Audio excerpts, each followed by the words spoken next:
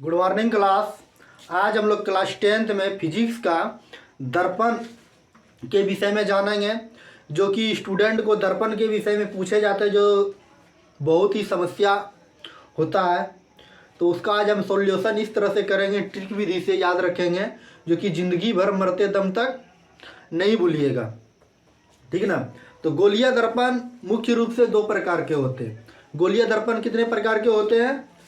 दो प्रकार के होते हैं।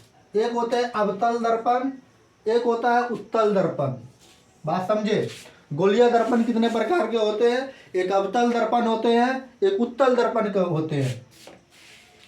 अवतल दर्पण को अभिसारी दर्पण कहते हैं। अवतल दर्पण को कौन सा दर्पण कहते हैं? अभिसारी दर्पण कहते हैं। उत्तल दर्पण को अपसारी दर्पण कहते हैं।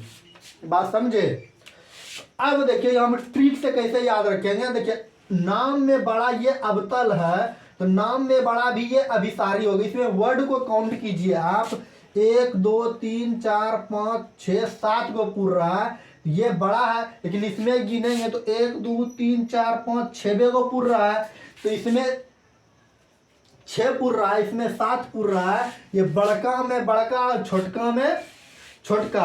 तो आपको याद कैसे रखना है? जो नाम में बड़ा है, अवतल नाम में बड़ा है, तो इसको हम लोग अभिसारी दर्पण कहेंगे। उत्तल नाम में छोटा है, तो इसको हम लोग अपसारी दर्पण कहेंगे। बात समझे? अब चलिए अवतल दर्पण किसे कहते हैं और उत्तल दर्पण किसे कहते हैं, इसके विषय में जानते हैं। देखिए, अवतल दर्पण किसे कहते हैं? जिस दर्पण का परावर्तक सतह धंसा हुआ हो। परावर्तक सतह का मतलब होता है किनार का भाग धंसा हुआ हो, और नहीं, जिस दर्पण का परावर्तक सतह मतलब ये बीच वाला भाग धंसा हुआ हो और किनार का भाग उठा हुआ हो, उसे हम लोग अवतल दर्पण कहते हैं। बात समझे? तो जिस दर्पण का बीच का भाग क्या हो, धंसा हो, और किनार का भाग उठा हुआ हो, उसको हम लोग अवतल दर्पण कहते हैं। इसी तरह अगर उत्तल दर्पण की बात करते हैं, तो जिस दर्पण का परावर्तक सतह उठा हुआ हो, मतलब बीच का भाग उठा हुआ हो और किनार का भाग धंसा हुआ हो, उसे हम लोग उत्तल दर्पण कहते हैं। यहाँ तक तो स्टूडेंट को कोई दिक्कत नहीं होता है, लेकिन प्रतिबिंब जो पूछे जाते हैं उसमें समस्या होता है, कौन सा दर्पण किस तरह से प्रतिबिंब को बनाते हैं।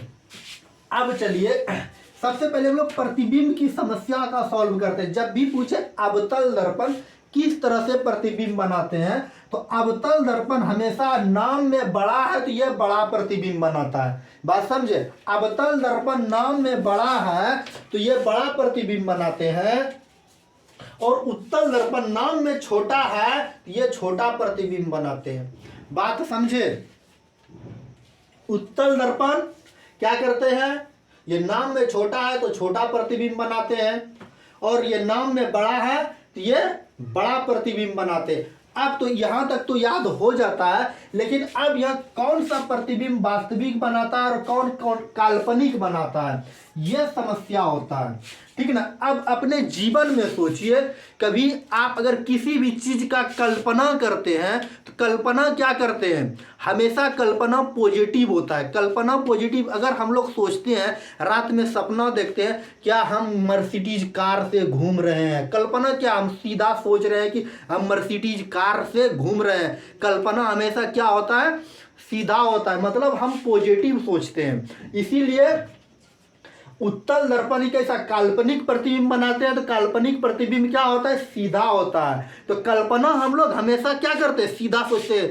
खास आज हम प्रधानमंत्री होते हैं, लेकिन वास्तव में क्या होते हैं? हम लोग खाकपति रोड पर बैठे हुए रहते हैं, रोड पे साइकिल पर जा रहे होते हैं स्कूल। तो कल्पना क्या करते हैं?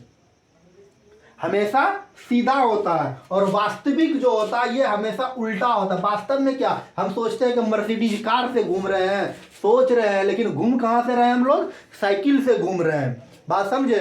तो वास्तविक में क्या होता है? हम लोग नेगेटिव में रहते हैं, और कल्पना क्या करते हैं? हम लोग पॉजिटिव का करते हैं कि हम लोग क्या मर्सिडीज कार से घूम रहे हैं। तो याद रखिएगा आप, हमेशा कल्पना हमेशा सीधा होता है। सीधा होता है मतलब ये पॉजिटिव होता है, और इस दर्पण को, काल्पनिक प्रति दर्पण को हम लोग क्या कहते हैं? काल्पनिक को ही हम लोग आभासी कहते हैं। बात समझे? तो परीक्षा में पूछा जाता है किस दर्पण को आभासी दर्पण कहते हैं, तो उत्तल दर्पण किस तरह से प्रतिबिंब बनाता है? उत्तल दर्पण प्रतिबिंब हमेशा वस्तु का छोटा बनाएगा, नाम में छोटा है तो छोटा बनाएगा। छोटा बनाने के बाद प्रतिबिंब कैसा बनाएगा? काल्पनिक। का कल्पना जब भी इंसान का होता है तो हमेशा क्या होता है? सीधा सोचता है। सीधा क्या सोचता है? हम लोग मर्सिडीज कार से घूम रहे हैं, लेकिन वास्तव में क्या होता है? वो साइकिल से घूम रहा होता है। ये घर में सोया रहता है, घर में सोया हुआ रहता है, पता चलता है कि घर में बोरिया पर सोया है और सपना देख रहा है कि हम तो सकता क्या पर सोए हुए हैं। बात समझे? तो अब देखिए वास्तविक में क्या हो गया? उल्टा हो गया, और काल्पनिक में क्या हो गया? हमेशा सीधा हो गया। अब यहाँ समस्या होता है कि सर जी वस्तु को कहाँ पर रखा जाए जो कैसा प्रतिबिंब बनेगा। तो सबसे पहले हम बता दिए कि उत्तल दर्पण को वस्तु को कहीं भी किसी भी आकार में कहीं भी रखा जाए, उत्तल दर्पण का हमेशा वस्तु का सीधा बनाएगा प्रतिबिंब, उल्टा बनाएगा प्रतिबिंब, सीधा बनाएगा, छोटा बनाएगा और काल्पनिक प्रतिबिंब बनाएगा। बात समझे? उत्तल दर्पण कैसा प्रतिबिंब बनाता है? सीधा, छोटा, काल्पनिक। काल्पनिक होता है तो हमेशा ये पॉजिटिव होता है, कल्पना हमेशा पॉजिटिव सोचते हैं, ठीक ना। लेकिन अगर अवतल दर्पण की बात करें तो अवतल दर्पण में क्या, यह वस्तु का बड़ा प्रतिबिंब बनाता है, उल्टा बनाता है और वास्तविक बनाता है। वास्तविक में हमेशा हम लोग क्या रहते हैं? माइनस में रहते हैं, कल्पना भले हम लोग क्या कर लेते हैं? पॉजिटिव कर लेते हैं। अब चलिए अवतल दर्पण में 6 कंडीशन होते हैं कि वस्तु को कहां पर रखा जाए, कैसा प्रतिबिंब बनेगा। इसकी हम समस्याओं का सॉल्व करते हैं और आप क्या कीजिएगा? इसको समझने का प्रयास कीजिएगा। सबसे पहले अगर दर्पण में अगर आप जानिएगा तो सबसे पहले इसको हम लोग क्या कहते हैं? पी, जिसको हम लोग क्या कहते हैं? ध्रुव कहते हैं या पोल कहते हैं। इसको यहाँ पर क्या कहते हैं? गोलीय दर्पण में हम बताए थे ध्रुव किसे कहते हैं, इसको हम लोग क्या कहते हैं? पोल कहते हैं। बात समझे? इसके बाद यहाँ पर ये वाले बिंदु को हम लोग क्या कहते हैं? फोकस दूरी कहते हैं, और इसको हम लोग क्या कहते हैं? वक्रता केंद्र कहते हैं, और इसको यहाँ हम लोग क्या कहते हैं? अनंत कहते हैं। तो परीक्षा में पूछे जाते हैं जब वस्तु अनंत पर हो, अवतल दर्पण में जब वस्तु अनंत पर हो तो प्रतिबिंब कहाँ बनेगा? तो जब वस्तु अनंत पर रहेगा मतलब बहुत दूर में रहेगा। जब वस्तु कहाँ? अनंत पर बहुत दूर में है तो प्रतिबिंब कहाँ बनेगा? हमारे फोकस पर बनेगा। मतलब इधर से हम क्या किए? नंबर दे दिए 1 2 3 4 5 6 यहाँ हो गया। लेकिन इधर से क्या चलेगा? उल्टा बनेगा तो उल्टाते हुए जाएंगे। 1 2 3 4 5 6, 5 यहाँ हो जाएगा और 6 इधर हो जाएगा। बात समझे? जब वस्तु अनंत पर हो तो प्रतिबिंब हमारा फोकस पर बनेगा। फोकस पर बनेगा तो कैसा बनेगा? बहुत छोटा बनेगा, छोटा बनेगा और वास्तविक भी बनेगा और उल्टा भी बनेगा। लेकिन जब वस्तु अनंत और वक्रता त्रिज्या के बीच में हो तो प्रतिबिंब कहाँ बनेगा? फोकस और वक्रता त्रिज्या के, वक्रता केंद्र के बीच में बनेगा। बात समझे? अब देखिए, लेकिन जब वस्तु कहाँ हो? वक्रता केंद्र पर हो तो प्रतिबिंब कहाँ बनेगा? वक्रता केंद्र पर ही बनेगा। लेकिन जहां जैसा रहेगा यहाँ बराबर ही बनाएगा, बराबर बनाएगा और वास्तविक और उल्टा बनाएगा। लेकिन कहाँ प्रतिबिंब फिर कहाँ आ गया? अगर वस्तु वक्रता का वक्रता केंद्र और फोकस दूरी के बीच में हो तो प्रतिबिंब कैसा बनेगा? वास्तविक और उल्टा बनेगा और बड़ा बनेगा, ठीक ना।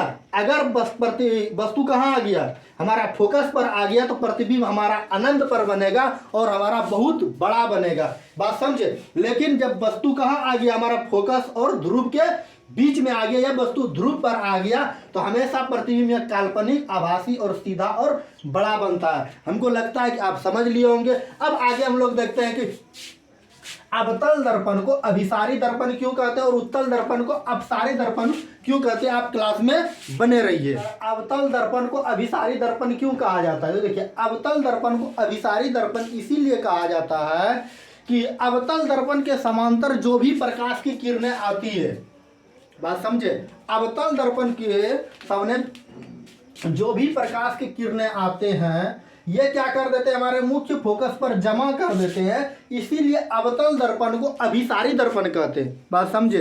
अभी से पहले बताया फोकस दूरी क्या होता है, वक्रता केंद्र क्या होता है, ध्रुव क्या होता है, ठीक ना। तो अब देखिए, अवतल दर्पण के सामने जो भी प्रकाश की किरण आएगी ये क्या करेंगे? हमारे मुख्य फोकस पर जमा कर देते हैं। इसीलिए अवतल दर्पण को हम लोग अभिसारी दर्पण कहते हैं। बात समझे? और उत्तल दर्पण को अवसारी दर्पण इसीलिए कहते हैं, उत्तल दर्पण के समांतर आने वाली प्रकाश की किरण को मुख्य फोकस पर जमा नहीं करके ये क्या कर देते हैं? हमारे फैला देते हैं। इसीलिए यह उत्तल दर्पण को अपसारी दर्पण कहते हैं। ठीक। और दोनों का उपयोग बहुत इंपॉर्टेंट है। यह कई बार एग्जाम में पूछा हुआ है कि अवतल दर्पण का उपयोग कहाँ कहाँ किया जाता है। तो गाड़ी के हेडलाइट में, दाढ़ी बनाने के लिए या हजामती दर्पण के रूप में, सोलर प्लेट में, सर्च लाइट में, डॉक्टर साहब जो होते हैं रोगी के आंख कान नाक की जांच करने में, और टॉर्च में जो है हमारे अवतल दर्पण का उपयोग किया जाता है। लेकिन उत्तल दर्पण के उपयोग की बात करें तो साइड मिरर के रूप में, मतलब ड्राइव जो भी गाड़ी चला रहे हैं ड्राइवर के बगल में साइड मिरर के रूप में, रोड पर लगे पारदर्शक के रूप में, लालटन में, यह हमारा उत्तल दर्पण का उपयोग किया जाता है। बात समझे। हमको लगता है कि आपको क्लास समझ में आई होगी। अगर आपको क्लास अच्छी लगे तो आप चैनल को सब्सक्राइब कीजिए। चलिए आज की क्लास को यहीं पर समाप्त करते हैं, मिलते हैं नेक्स्ट वीडियो में। Thank you.